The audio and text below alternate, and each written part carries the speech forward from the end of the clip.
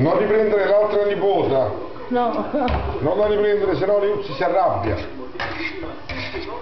Sì, Lo sai, è un po' gelosa.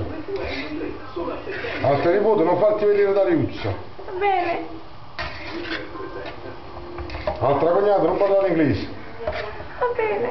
Ok.